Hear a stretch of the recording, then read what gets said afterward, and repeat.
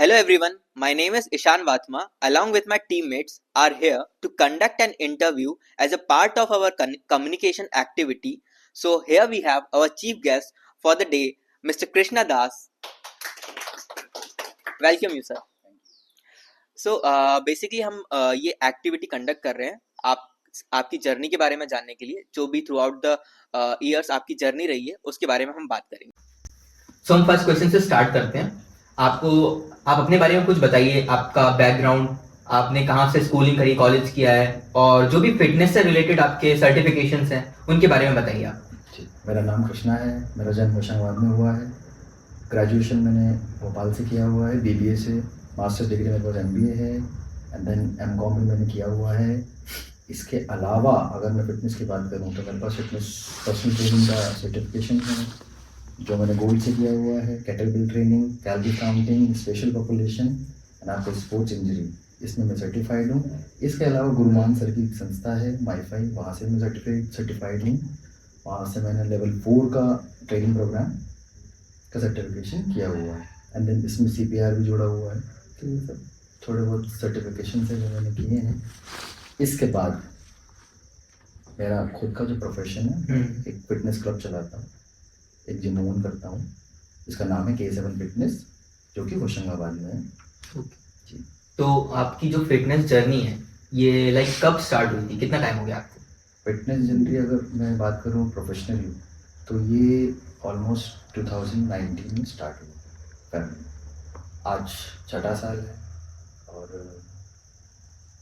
कितने देखते पता नहीं चला. अच्छा, तो मतलब आपके ये जो जर्नी है, ये होता है ना कि स्टार्टिंग में कुछ इंस्पिरेशन होता है कि क्या सोच के स्टार्ट करते हैं कई लोग कि फिटनेस लाइन में जाना है, फिटनेस इंडस्ट्री में जाना है. तो आपने क्या सोच के स्टार्ट किया था उस टाइम पे? आज से और कितने साल पहले आपने स्टार्ट किया? अगर ऐसे काउंट करूँ तो फर्स्ट टाइम मैं जो जिम गया था 2003 में पहली बार. 2003 लगभग 20 साल पहले. तो तब वैसे जिम्स हुआ नहीं करते थे, फिर ट्रेनिंग प्रोग्राम्स नहीं हुआ करते थे, ट्रेनर्स नहीं होते थे, न्यूट्रिशन डाइट के बारे में कुछ पता नहीं होता था. करना था वो भी. मैं वहाँ से इंस्पायर हुआ कि मान के चलिए कि इसका सबसे बड़ा श्रेय अगर देंगे तो सेलिब्रिटीज, मूवीज़. जैसे मुझे शुरू से धर्मेंद्र जी पसंद है, उसके बाद सुनील शेट्टी पसंद है, तो वो इन सब, फिर उसके बाद सलमान खान. तो वहीं से मेरा था कि मुझे भी ऐसा फिजिक बनाना है. WWE मुझे बहुत पसंद था. अच्छा. हाँ, तो वो सब देख के रॉक मेरे फेवरेट स्टार हुआ करते थे. तो बहुत अच्छी फैन फॉलोइंग थी, तो इसलिए मैंने स्टार्ट किया उसको. तो यहाँ से ये जर्नी स्टार्ट हुई, बट कोई इंस्पिरेशन नहीं था, ऐसे ही स्टार्ट कर दिया और बॉलीवुड सेलिब्रिटीज को देख कर. हाँ, ऐसा कोई ऐसा इंस्पिरेशन नहीं था मेरा. ऐसा कोई ना मुझे ऐसा कोई गुरु मिला कि जिनके अंडर में मैंने ट्रेनिंग ली हो या इंस्पायर हुआ या मुझे कुछ गोल अचीव करना. कभी सोचा भी नहीं था कि मुझे, ऑनेस्टली बताऊँ, मतलब मुझे नहीं पता था कि मैं फिटनेस इंडस्ट्री में आऊँगा एज अ स्टार्टअप में स्टार्ट करूँगा, एज अ बिजनेस मैन करूँगा. नॉर्मली हमारी अपब्रिंगिंग वैसी थी कि पढ़ाई करेंगे, BBA कर लिया, MBA कर लिया, एंड देन जॉब करेंगे. हाँ, इस दौरान मैंने फिर सिविल सर्विस के भी एग्जाम्स की मैंने प्रिपरेशन किया हुआ है, जो मैंने बताया नहीं. तो था, अब वहाँ हुआ नहीं. वहाँ तो इतना आसान है. हाँ, सही बात ना, प्रिपरेशन करना और फिर सिलेक्शन होना बहुत लॉन्ग टर्म प्रोसेस. ठीक है. उसके बाद फिर मुझे लगा ऐसा कि देखिए, मुझे वर्कआउट करना बहुत पसंद है, बहुत. अगर मैं 4 दिन 5 दिन वर्कआउट ना करूँ तो मुझे एंजाइटी होने लगती है, घबराहट से होने लगती है कि चीज़ अच्छी नहीं लगती है मुझे. तो शुरू से ही वो फैक्टर मेरे अंदर था. इसलिए मुझे ऐसा लगता है कि आप 2 पैसे कम कमाओ, लेकिन जो भी काम करो उस काम में मजा नहीं. मतलब मैं सुबह से लेकर शाम तक अगर मैं अपने आप को अगर मैं अपने आप को वर्क कर रहा हूँ या कुछ काम कर रहा हूँ तो मुझे एट द सेटिस्फैक्शन लेवल तो मेरा हाई हो ना. ठीक है ना. ऑल्दो हर चीज़ पैसा तो होता नहीं. करेक्ट. ऐसा होता तो फिर आप ग्रोसरी स्टोर खोल सकते था या फिर मैं मेडिकल शॉप खोल सकता. तो बहुत सारे ऑप्शन. तो मैं, हालांकि ये एक्सपेंसिव बिजनेस है, इसमें इन्वेस्टमेंट भी बहुत लगता है, ROI का कोई भरोसा भी नहीं है. तो था पैशन कि यही करना है. और ये एक ऐसी चीज़ है जहाँ डॉक्टर्स के पास आप जाते हो, उसके बाद आपका ट्रीटमेंट होता है, स्टार्ट करते हैं, करेक्ट, है ना? उसके बाद आप ज़रूरी नहीं कि आपका ट्रीटमेंट हो और आप ठीक हो जाओ। करेक्ट, करेक्ट, हम तो हॉस्पिटल जाने से पहले ही आपको रोक रहे हैं। करेक्ट, इस फिट रखना है। इंडस्ट्री का मतलब ये हुआ ना हाँ, कि हाँ, ऑल्दो आने वाली चीज़ों के लिए रोक रहे हैं, करेक्ट, जो ड्रॉबैक्स होने वाले हैं, आपको प्रॉब्लम होने वाली है, तो आपकी लाइफस्टाइल अगर अभी से अच्छी है, सीधी सी बात है, आप फिट हो, करेक्ट, आपको डॉक्टर और हॉस्पिटल के चक्कर नहीं लगाने पड़ेंगे, जैसे हम लोग कम जाते हैं। करेक्ट। तो आपकी जो स्टार्टिंग फेज रहा होगा, इनिशियल स्टेज, वहाँ पे आपको बहुत सारे ऑब्स्टिकल फेस करने पड़े होंगे, बहुत सारा दिक्कतें आई होंगी, फैमिली से भी कि ये क्या कर रहे हो, एंड कैसा क्या था, आप बताना चाहेंगे इस नहीं, बारे फैमिली शुरू से मेरी सपोर्टिव रही बहुत ज़्यादा, और कहीं ना कहीं मैं आपको बताता हूँ अंदर की चीज़ की, अगर आज मैं जिम ओन कर पाया हूँ तो मेरे पेरेंट्स, उनका जो मेरे ऊपर ट्रस्ट था, क्योंकि मैं एक ऐसी चीज़ खोलने वाला था। देखिए, मुझे शुरू से कुछ अलग भी करना था, और मैं कुछ कुछ बड़ा, मतलब मैं चाहता हूँ, मैं बहुत रिस्क ले लेता हूँ, मतलब जो भी चीज़ मेरे पास रहे वो बेस्ट रहे, ये मेरी आदत है शुरू से, चाहे वो बचपन से साइकिल वाली बात हो या बाइक की बात हो या कुछ भी हो, तो मुझे जो चीज़ चाहिए वो सुपीरियर चाहिए। तो अब इसमें चाहिए फंड, इन्वेस्टमेंट। अब इन्वेस्टमेंट अगर चाहिए है तो उसके लिए इनिशियल कौन मदद करेगा? पेरेंट। तो उनका ट्रस्ट जीतना वो सबसे बड़ा टास्क था, जो मुझे उस पर ज़्यादा हासिल करना नहीं पड़ा, क्योंकि उनको मेरे ऊपर भरोसा है। अब रही बात इन्वेस्टमेंट की, तो चलिए पापा रिटायर हुए, उन्हें जो फंड मिला गवर्नमेंट की तरफ से, तो मैंने 50% उन्होंने मुझ पर लगा दिया। अब बारी आती 50% और की, वो कहाँ से मिलेगा? इसके लिए प्रोजेक्ट बनाए, बैंक के चक्कर काटे, 4-5 बैंक, मेरे ख्याल से 4-5, हाँ 4-5 बैंक तो मैं गया था, वहाँ रिजेक्शन मिले, समझ में नहीं आया। लोगों ने बोले कि क्या होता है जिम विम, क्या होता है, कौन करता है, फलाना ढिंग का, छोटा शहर है, लोग एंटरटेन नहीं होंगे। भाई आपको पर कैपिटा इनकम भी तो देखनी है, पॉकेट में जिसके पास पैसा ही नहीं है वो जिम क्या करेगा? करेक्ट, छोटा शहर है, माइंडसेट छोटा है, तो रिफ्यूज़ल भी। उसके बाद मैं एक बैंक में गया, तो मुझे एक सर से मतलब मेरा बहुत अच्छा इंटरेक्शन हुआ, वो उन्हें मेरा प्रोजेक्ट अच्छा लगा, और सर का नाम है अनिल चौधरी, ब्रांच मैनेजर थे बैंक ऑफ इंडिया में। तो उनको पता है, लेकिन वो भी यही कह रहे थे कि ये एक्चुअली ये एक ऐसा बिजनेस है जो एनपीए में जाता है, नॉन परफॉर्मिंग एसेट्स। तो मोस्टली क्या है, हमारे गवर्नमेंट इस चीज़ को सपोर्ट नहीं करती और ज़्यादा इसमें फंडिंग देना भी हो, क्योंकि उनको पता है एनपीए में जाएगा, तो कोई अपना पैसा इसमें ना वेस्ट करके, भाई 4 बिजनेस और हैं तो उन पे वो प्रायोरिटी में रखते हैं, हम लोग नहीं। तो फिर वहाँ भी ये हुआ कि इनके ऊपर भी जो अथॉरिटी होती है, इन तक बात पहुँची।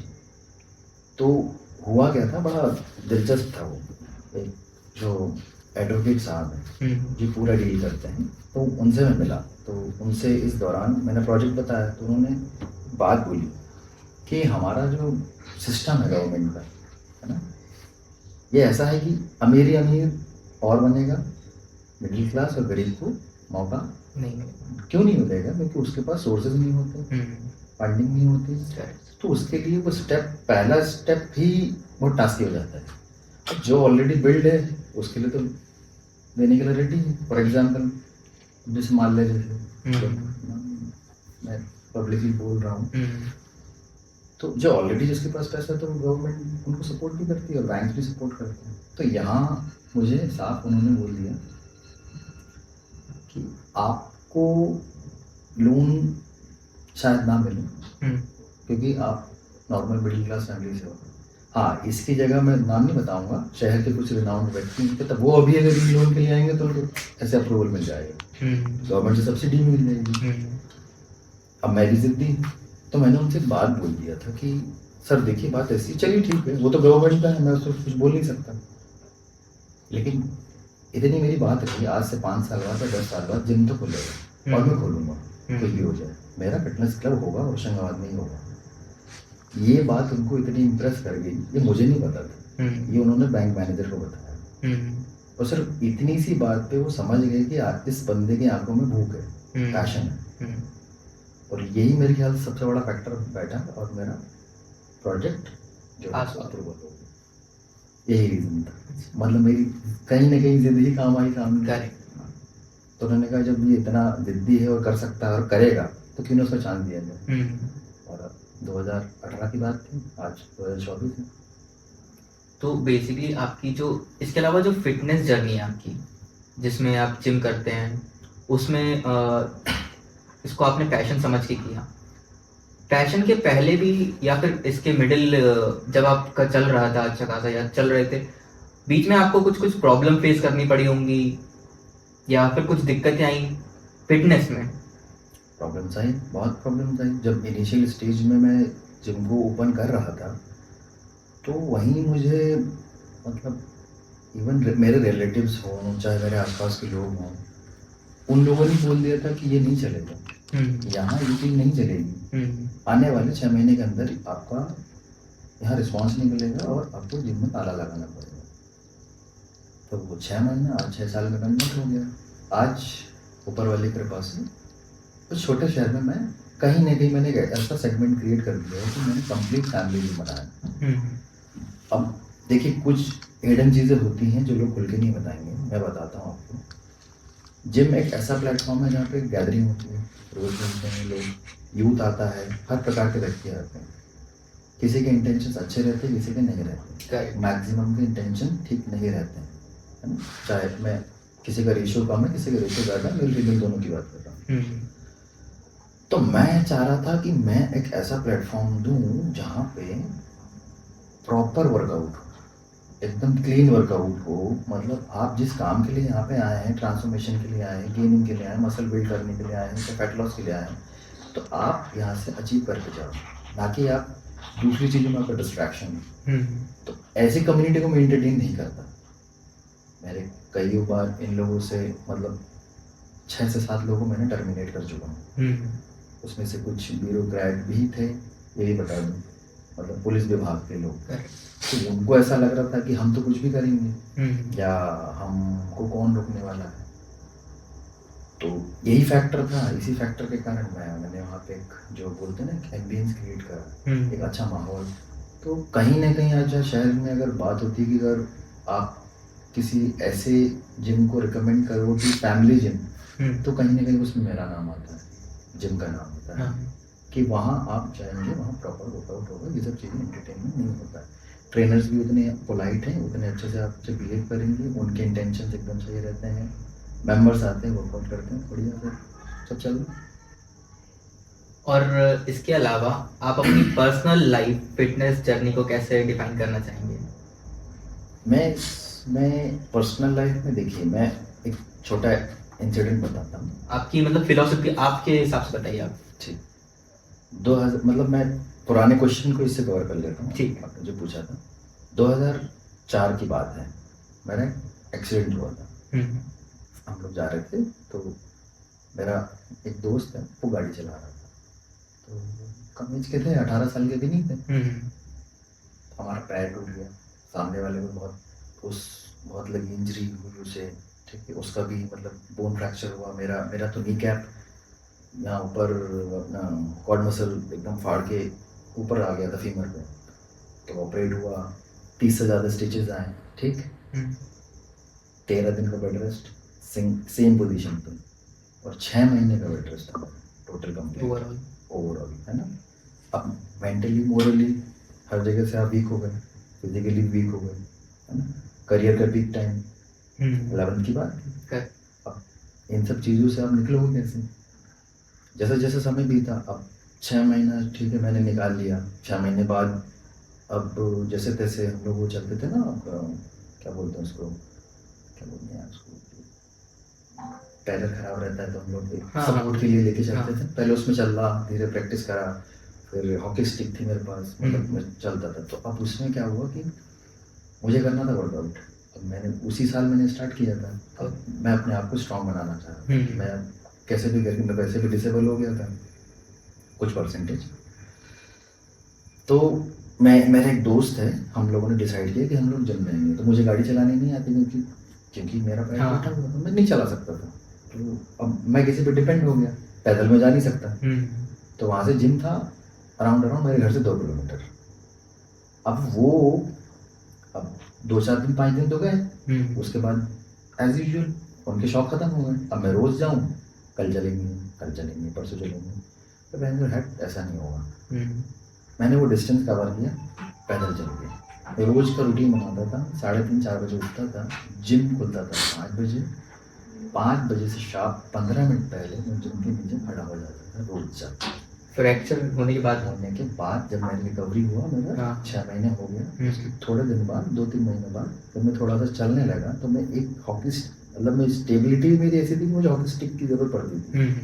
पर मुझे जिम जाना जाना है, घर वालों का सपोर्ट था, तो मुझे वर्कआउट करना था। अब मैं लोअर बॉडी नहीं कर पाता था, लेकिन अपर तो करूँगा। करेक्ट। बट वो तब मैं जाना कि हाँ मेरे अंदर वो भूख है, वो पैशन है। क्योंकि वहाँ से 2 किलोमीटर चल के जाना, अपना रोज का वो Workout 3:30 बजे 4 बजे उठना, फिर जिम खुलने से पहले वहाँ नीचे होना, ऐसा रेगुलर चलता रहा जब तक कि मैं गाड़ी नहीं चला पाया। और जब मैं गाड़ी चलाने लगा तो बस तो काफी लंबा सफर आप तय करके आए, ऑलमोस्ट 20 साल से आपको जिम में है। हाँ, लेकिन मैंने कभी सोचा नहीं था कि 20 साल के दौरान वो मेरा पैशन था, मुझे वर्कआउट करना पसंद है। मैंने ये नहीं सोचा था कि इसमें मैं करियर बनाऊंगा अपना। नहीं तो फिर उस हिसाब से प्लान करता ना, फिर मैं BBA MBA ये सब चीज़ों में नहीं जाता। करेक्ट। BPED जैसी चीज़ें होती हैं, प्रोफेशनल लेवल पे बहुत सारे ग्रेजुएशन और मास्टर डिग्रीज होती हैं कि हम फिजिकल एजुकेशन करता, या बहुत सारी चीज़ें, या शुरू से सर्टिफिकेशन करता। इवन मैं जिम खोलने के बाद मैंने सर्टिफिकेशन किया। स्टेज भी ऐसा था, मेरे पास कोई गुरु नहीं था। हाँ। मेरे पास कोई एक्सपीरियंस नहीं था। मेरा लाइफ का पहला काम, मैंने कभी किसी के अंडर काम नहीं किया, वर्क नहीं किया। भले ही सर्टिफिकेशन और ये सॉरी अपना क्वालिफिकेशन मेरे पास सब कुछ था, बट मैंने कभी काम नहीं किया। तो ये इनिशियल स्टेज पे खोलना और बिना प्रोग्राम के, मतलब कोई मान के चलो बिना ब्लूप्रिंट के मैंने काम किया।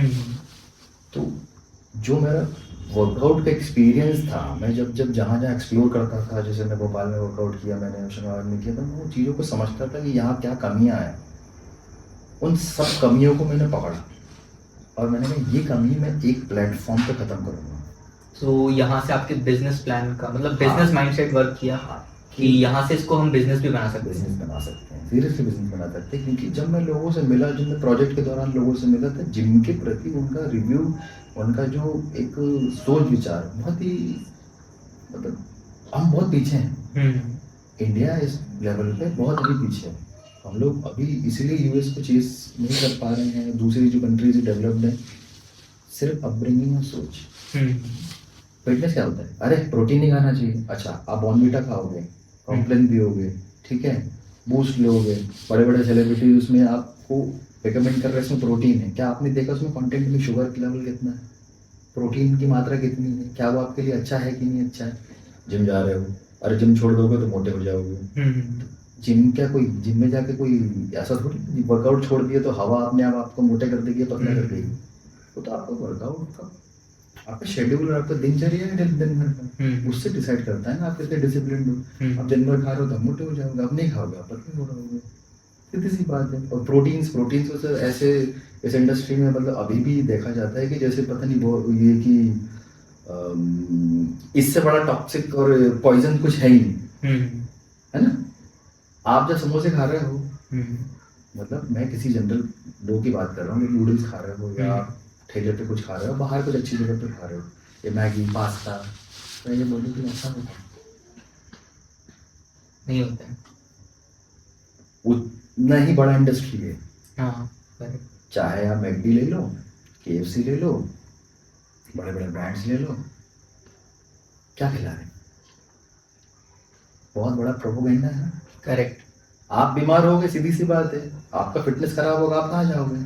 डॉक्टर के पास। और हेल्थ इंडस्ट्री में आप मेडिसिन खाओगे।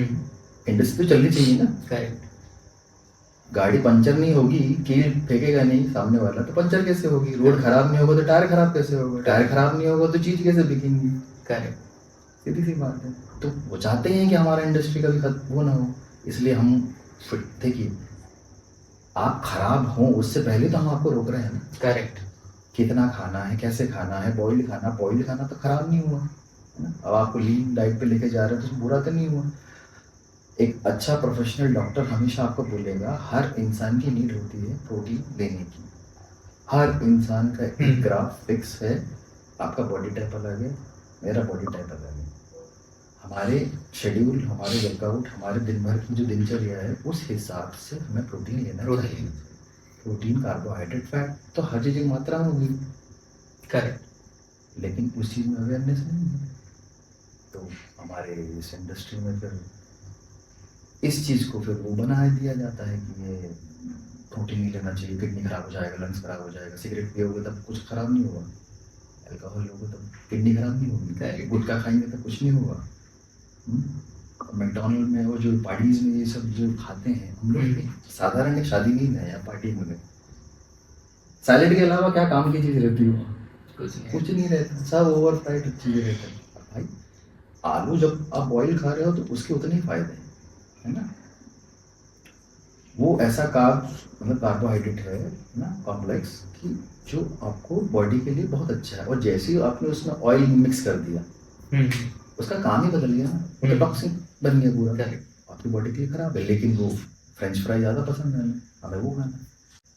जो बेसिकली यंग यूथ है वो भूल चुके हैं कि उन्हें क्या करना चाहिए, वो गलत दिशा में जा रहे हैं। वो दिशा में जा रहे हैं और वो जाते रहेंगे।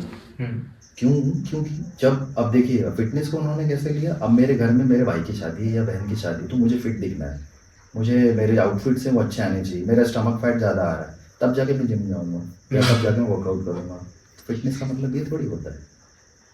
फिटनेस का मतलब ये है कि भाई आप गोल सेट करो कि मुझे हर दिन फिट रहना, हर दिन वर्कआउट करना, ज़्यादा दिन कि आप ये सोच रहे हो कि मुझे हाँ एक टास्क मिला है, चलो मेरी शादी है तो भाई थोड़ा सा हम लोग वेटेड कम कर लेंगे, थोड़े मसाला से शोल्डर वोल्डर अच्छे दिखेंगे, फोटोज अच्छे हो जाएंगे, बस दैट्स इट, ये फिटनेस हुआ। सो आपका यंग यूथ के लिए क्या बोलते हैं? मैसेज मैं ये देना चाहूँगा, देखिए आप कुछ भी करें, मैं रिपीट कर दे रहा हूँ क्वेश्चन। हाँ, सो बेसिकली आप मुझे बता सकते हैं यंग यूथ के लिए आपका क्या मैसेज है? यूथ के लिए मेरा यही मैसेज है कि आप किसी भी फील्ड से हो, चाहे आप स्टूडेंट हो, स्कूल गोइंग हो, कॉलेज गोइंग हो या वर्किंग हो, आप अपने लिए 1 घंटा या 45 मिनट्स एनी हाउ निकालें। ठीक है, ज़रूरी नहीं आप जिम जाएं, आप जॉगिंग पे जाएं, आप वर्कआउट करें, आप जिम जाएं, आप बैडमिंटन खेलें, आप किसी स्पोर्ट्स स्विमिंग से जुड़ जाएं, योगा कर लीजिए, बहुत सारे ऑप्शन है। लेकिन एटलीस्ट हमको आधा घंटा से लेके 1 घंटा अपने के लिए देना जरूरी है। उससे एक फ़ायदा क्या होगा, आपको पता है कि मैं मेहनत कर रहा हूँ, मैं डेली अपना समय दे रहा हूँ, है ना। अब जब मैं अपना समय दे रहा हूँ तो कहीं ना कहीं डिसिप्लिन मेरे वर्कआउट में है, तो मेरे फूड में भी आएगा। करेक्ट। आपकी प्लेट में कितना रखा है, क्या खाना है, आप कॉन्शियस हो जाओगे। क्योंकि आपको लगेगा कि मेरी मेहनत ही खराब जा रही है। भाई पढ़ाई लिखाई से उसको अपन टारगेट कर लेते हैं। करेक्ट। मैं डेली अगर थोड़ा करता रहूँगा तो आपको कौन बीट कर पाएगा? करेक्ट, नहीं कर पाएगा ना। तो अपनी अवेयरनेस है, अपना कंफर्ट जोन है। लोग बस वही है, आलस बोलो या फिर कि क्या बोलूँ मैं, मतलब मुझे तो वो समझ नहीं आ रहा कि लोग एक्चुअली खुद भी नहीं समझ पा रहे कि हमें चाहिए क्या। दिखना मुझे ऋतिक रोशन जैसा है, चाहिए मुझे रणवीर जैसी बॉडी, करना नहीं। फीमेल मुझे नोरा फतेही या कियारा आडवाणी या कटरीना जैसी दिखना है, तो उसके लिए आपको पता है वो लोग पर्दे के पीछे कितना मेहनत करते हैं। उनका टाइमिंग नहीं होता है कि मुझे वर्कआउट करना है तो मेरा टाइम सुबह 7 बजे का। भाई मुझे जब समय मिल रहा है तब मैं वर्कआउट करूँगी, उसी से मेरा घर चलेगा ना। तो उनका तो चलो ठीक है एज अ बॉलीवुड, लेकिन पर्दे के पीछे वो लोग बहुत मेहनत करते हैं। मेहनत करोगे तभी तो मिलेगा ना। करेक्ट। ऐसे बोलने से थोड़ी ना मिलेगा। डेली नींद खराब करना है, डेली जाना है, वर्कआउट करना, हसल करना, बॉडी को पेन देना है, फिर आपको न्यूट्रिशनल डाइट खानी है। ठीक है, किसी को नहीं पसंद बॉइल्ड खाना, सबको तड़का फड़का और तड़के वाली दाल और मसाले वाला चिकन ग्रेवी और ये सब पसंद है। बॉइल्ड किसी को नहीं पसंद। कोई डिसिप्लिन, तो बेसिकली यूथ को डिसिप्लिन फॉलो करना पड़ेगा, वही एक चारा है, इसके अलावा और कुछ नहीं कर सकते। इसके अलावा ऑप्शन क्या बचा है? इसके ऑप्शन नहीं है। आप उसको ऐसा मत करो कि आप ओवर टाइम तक अपने आप को जोड़े रखो कि आप बहुत ज़्यादा अनहेल्दी हो जाओगे, उसके बाद जब ज़रूरत पड़ेगी डॉक्टर रिकमेंड करेगा, उसके बाद चल जाएंगे। या मुझे लगेगा कि अब मुझे जाना चाहिए, उसका वेटिंग कर लो। आप डेली थोड़ा जैसे थोड़ा थोड़ा करते रहें, 1 घंटा। सबके पास समय है, हर इंसान के पास समय है, फालतू के इस एक्सक्यूजेस हैं। प्रायोरिटी क्या है वो मैटर करती है। भाई मुझे अच्छा दिखना है इसलिए मैं वर्कआउट करूँगा, मुझे अच्छी नींद चाहिए, मुझे अच्छी डाइट चाहिए, दैट्स इट। इसके अलावा जैसे कि जो यूथ है, अब क्या होता है जैसे हम कॉलेज गोइंग स्टूडेंट्स हैं, तो एनी हाउ हमारे पास ऐसा शेड्यूल है हमारा कि हमें ना टाइम नहीं मिल पाता है, और टाइम हम निकाल भी अगर लें तो हमारा न्यूट्रिशन वैसा नहीं होता है। ओवरऑल पूरे दिन जो रहता है ना हमारा, वैसा न्यूट्रिशन हम कवर नहीं कर पाते हैं, वो डाइट नहीं ले पाते हैं कि सुबह एक मील लें फिर लंच टाइम में एक मील, वैसा नहीं हो पाता है। कई हॉस्टलर्स रहते हैं, हॉस्टल में रह रहे हैं जो बच्चे रहते हैं, तो उस चीज़ से कोप अप करने के लिए हम क्या कर सकते हैं एज अ यूथ?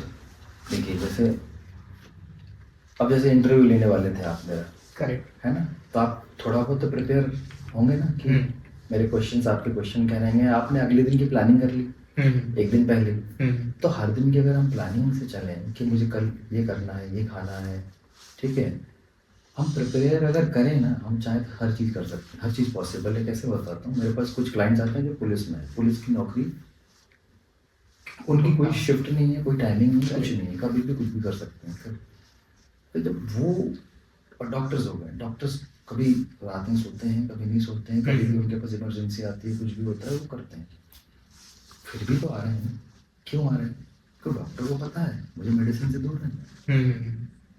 वो पुलिस को भी पता, जो मेरे जो क्लाइंट है उनको पता है कि एनी हाउ अगर वर्कआउट से जुड़ा रहूँगा और डाइट से जुड़ा रहूँगा तो मैं और ज़्यादा काम कर सकता हूँ। तो सबका पर्सनल चॉइस है, मुझे अच्छा दिखना है, दैट्स इट। कुछ का ये है, कुछ अब मेरा बहुत सारा इसमें परसेप्शन मेरा अलग है। मुझे अच्छी नींद चाहिए, मेरी डाइट अच्छी चाहिए, मुझे अच्छा दिखना है, मुझे ऑल्दो आगे फिट रहना है। कल को मैं बीमार रहूँगा तो मैं अपने परिवार का बोझ नहीं बनूंगा। भाई आज कल मेरी फैमिली बनेगी, तो मैं ही अगर बोझ बन गया उन पे तो क्या फ़ायदा। तो मैं अब इनिशियल स्टेज पे खुद को फिट रहूँगा तो मैं एक उनके ऊपर से बर्डन हटा दूँगा, और जितना मैं स्ट्रांग रहूँगा तो उनको फायदा, चाहे वो मेरे पेरेंट्स हो या मेरी जो आने वाली जनरेशन है उनको। सो बेसिकली यूथ को खुद पर फोकस करना चाहिए, अपने प्री प्लान्ड मील जो है ऐसा दिमाग में प्री प्लान कर लेना चाहिए कि कर सकते हैं कब क्या खाना है, और अकॉर्डिंगली वो बिल्कुल कर सकते हैं। देखिए ये सब साधारण चीज़ें हैं। जैसे हम उसकी बात करें कि नॉर्मल जो ग्रेन्स हैं, जैसे आपका चने हो गए, मूंग हो गया, या आपके मूंगफलियाँ हो गई, ड्राई फ्रूट्स हो गए, है ना, फ्रूट्स हो गए, ये तो किसी भी स्टोर पे कहीं पे भी मिल जाएगा।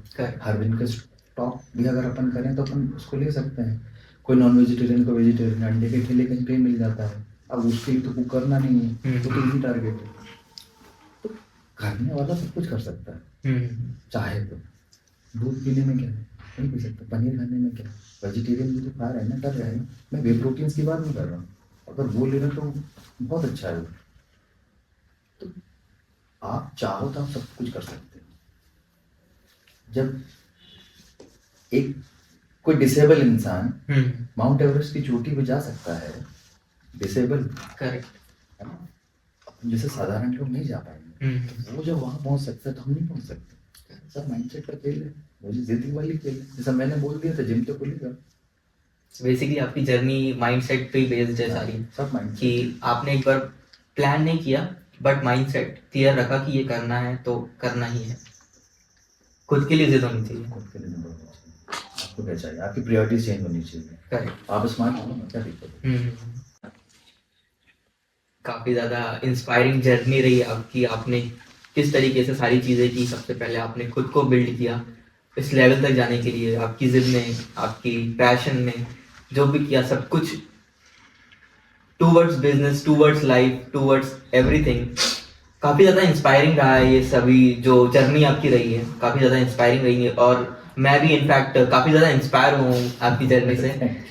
और यही है कि यूथ की तरह मैं भी ज़रूर से ज़रूर स्टार्ट करूँगा जिम का, जो भी फिट रहने के लिए जो भी रहेगा वो मैं भी स्टार्ट करूँगा। और थैंक यू सो मच आपका, जो भी आपने इतने शॉर्ट नोटिस पर हमारी इंटरव्यू कंडक्ट करवाई, एंड बहुत ही अच्छा रहा इंटरव्यू भी। थैंक यू सो मच इसके लिए, एंड आपसे मिलकर भी बहुत अच्छा मुझे लगा। बहुत अच्छा लगा, और मुझे ऐसा प्लेटफॉर्म और मुझे मेरी बात रखने के लिए आप लोगों ने एक मौका दिया, उसके लिए बहुत बहुत आपका धन्यवाद। Thank you so much. एक मैसेज और देना चाहूँगा, हाँ। देखिए फिटनेस एक ऐसी चीज़ है जिसे कोई खरीद नहीं सकता, मतलब हेल्थ को कोई खरीद नहीं सकता। Correct. आप हर चीज़ खरीद सकते हैं, लेकिन मैं आज के यूथ को सिर्फ एक ही मैसेज देना चाह रहा हूँ कि एनी हाउ समय निकालें, हाफ एन आवर, 45 मिनट, 1 घंटा नहीं है, 20 मिनट भी निकालो, आप किसी भी एक्टिविटी से जुड़े रहो, जुड़े रहो, क्योंकि एट द एंड आप हेल्थ नहीं खरीद सकते।